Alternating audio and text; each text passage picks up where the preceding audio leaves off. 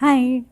I ran the Wipro half marathon last week, and although it was a terrible experience for me, I learned a lot of valuable lessons because of that experience. And because I was aiming for sub 2 in that particular race and I didn't get it, that also was a learning moment.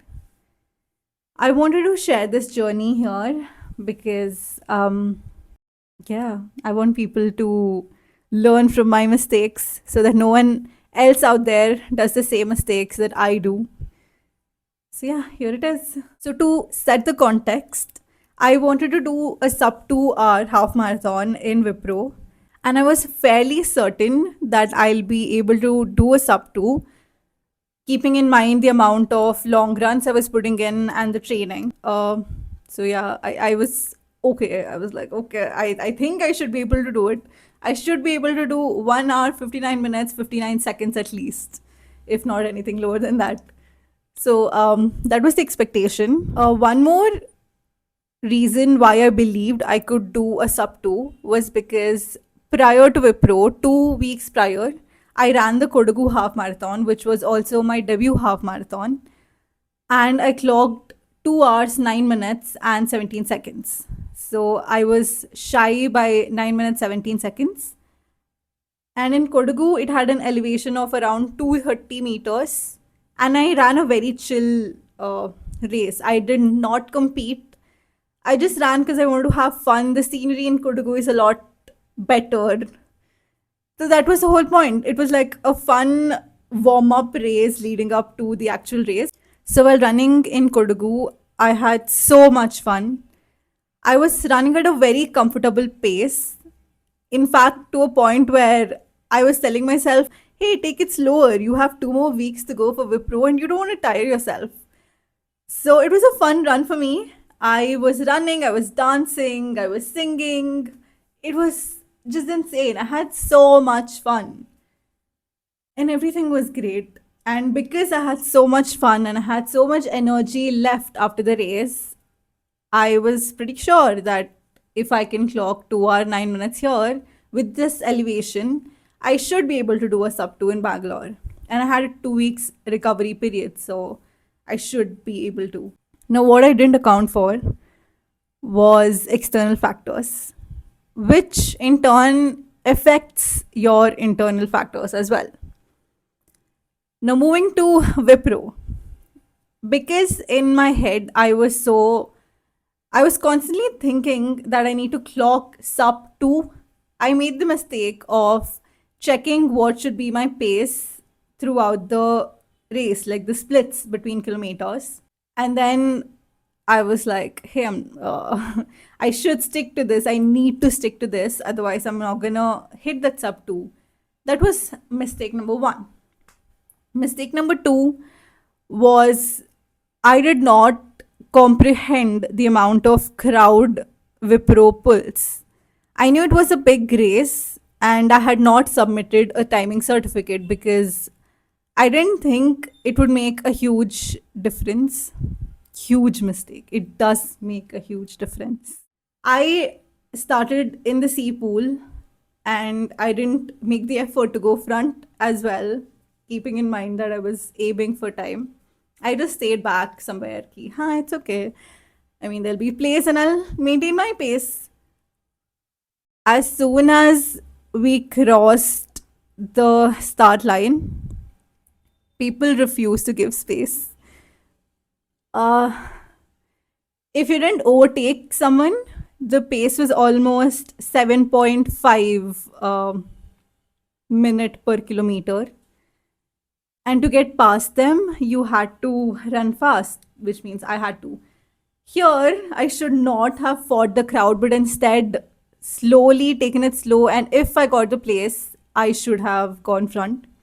But because in my head, I had that first mistake of keeping in mind that I have to hit the space at each kilometer, I made the grave mistake of overtaking and fighting the crowd. Now, what happened here was because they refused to give me space, even in the side, in the corner where I was trying to move past, Anytime I had to overtake, I was hitting speeds up to 5 minutes per kilometer, which is fast for me. It is not my zone 3 or zone 2 pace. It is fast. My interval speed, interval speed session speed. And that's bad. So I was alternating between around 7.5 and then 5.3 constantly. And this went on for up to 5 6 kilometers because the crowd did not thin at all. Now, because I was alternating between these paces, I could not set into my rhythm, my actual pace that I run in, and it tired me out. Running fast, it increases your heart rate. So I was gassed out at around 8 9 kilometer, and the humidity started hitting a lot because I was gassed out and the humidity, blah blah blah. I was already very tired. Although till up to 9, I kept my pace intact. I was still on the mark, but I was tired, and that is a bad thing because my heart rate was so high when I took the gel at around 8 kilometer mark. It hit me after 20 minutes. And when the gel hits and your heart rate is too high, you are going to get cramps. And it was crazy for me because I had fueled perfectly and I didn't know where this cramps was coming in from. I tried to run with it. I tried to brace it, be strong, but I was beat. And then I think around 13 kilometer mark is when I thought to myself, I hate this. That's when I started realizing how much I hated that race. I was not having fun at all. From the start of the race, I was so consumed by the thought that I need to hit this mark, I need to run at this pace, my heart rate needs to be low, blah, blah, blah. So many things that I forgot to have fun. I run because I listen to music. The whole point of running is so that I can listen to music, I can have fun, I can sing to a point where I dance. I always kind of make small movements of dancing when I'm running. In the usual place where I run, I can't do it a lot because people will judge me. Even there, I do subtle movements. But in a race, I go all out. I am just dancing because I don't care who looks at me. They will never see me again. So, yeah, that's what I always do. And here in this particular race, I was not doing that. I wasn't even listening to music, it was just playing in my ears. But I was so consumed in the thoughts that were going on in my head that I wasn't having fun. That's when I decided at the 14 kilometer mark that I'll stop looking at my watch. Timing no longer matters to me. What matters is I finish this race because I was in so much pain and I want to stop. And I didn't know how I'd complete. And I was suffering. I was not listening to music. And if I'm not enjoying music, I hate running otherwise. I need music.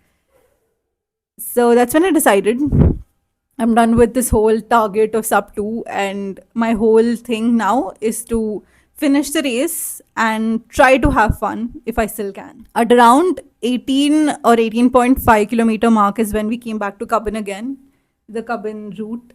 And that's where I got my pace back. It is my space, what I love so much, the trees and the clean roads, dogs here and there. I absolutely love that place. So that's where I got my rhythm back. And that's where I could lock in my pace finally. This time without stressing, I wasn't looking at my watch anymore because I didn't know. I didn't want to do that whole thing of looking at my watch and stressing out again. But I did see the timing that I hit in the last 2.5 kilometers, and it was very close to my pace, my target pace. But I didn't realize it when I was running. I was like, let's have fun. That is the only thing left. I don't want to suffer. So I clocked in to this rhythm in the park, in the Cubbon Route Park. And finally, I was able to enjoy music as well. It was after I exited Cubbon towards the end point where there was a long stretch around 2 kilometers to the end point after you exit Cubbon. That's when I finally enjoyed my first song, which was Enchanted by Taylor Swift. I was finally dancing to it. I was singing Enchanted. I remember even in the one water hydration spot, I was in the flow, right? I was having fun. Finally, after 19 kilometers, I was having fun. So instead of going to the water station, stopping and drinking water, I went the whole turn like a diva, and then I continued running because I want to pick up the glass. And I was so happy because after 19 kilometers, I was finally happy and running. I was not suffering anymore. Last 500 meters was hard again because it was never ending. It's like you could see the end point almost there, but you had to go straight, take a U-turn, come back, and then there was another turn. In that tired legs, tired everything, it seemed like a lot, but it didn't end. It did end. The race did end, and I clocked a time of 2 hours, 8 minutes, 51 seconds, just shy of 26 seconds from the Kurk marathon. I was proud of my time. I was proud of 2.9 as well because it took a lot of perseverance to finish this race because I hated every minute of it. So, this race, this torturous race, taught me a few valuable lessons which I do want to share. One, if you're aiming for a time, train for it, but don't stress about it on the race day. Don't constantly look at your watch and stress about if you're hitting that pace in a particular kilometer, if you're running constantly. Don't. On the race day, concentrate on having fun and letting your fitness speak for itself. Two, submit a timing certificate for sure and get a timed wave if possible. Running in an open wave always puts you at the mercy of how the crowd will be running. You don't know if they'll run fast, you don't know if they'll take it slow. So you'd rather have a better chance of enjoying the race if you were placed with people who already have a proven record of running at your pace, similar to your pace. So please take that timing certificate very seriously and submit it while registering for a race. Another lesson, very important lesson, is if you are placed with a huge crowd, don't fight the crowd, just go with the flow. And when you do get spaces to go in front of them, when there are natural spaces, that's when you maintain your pace and you go front. Do not force yourself, don't fight the crowd, don't speeden up just to overtake someone because that will mess with your race and make you suffer. So yeah, those were my lessons from Wipro. And most of all, the biggest lesson I learned is I run these races, I run in general to have fun, to listen to music. It should be that. It shouldn't be about time. I'm not winning any podium anywhere. I'm just doing it because it's fun. It's nice. The energy, the crowd is what makes the race. It's fun. So getting annoyed with the crowd doesn't make any sense. So stupid Anusha. So yeah, if you're running, if you're aiming for some time, work on your fitness, do those long runs, speed sessions, do the best you can. What happens on race day is not in your control. You can control what's within you, your peace, how you handle the situation, how much work you put in. But what you can't handle are things like weather, crowd, humidity, yada yada, so many things. So concentrate on only on things which you can control and be at peace with everything else. It's okay if you do not hit a target pace or a target time for a particular race. That's okay. I mean, you're not losing anything. It's okay. I didn't lose anything. So yeah, just have fun. I wish I could wipe off Wipro memory completely because it was so bad. compared to Kodagu, man. Kodagu was a dream. And I'm so glad my debut was in Kodagu. It was completely out of the blue, it was an impulsive decision. But I'm so glad I ran there and had my debut there because first, anything is very special. Please keep these lessons in mind and enjoy your races because running is fun. Bye.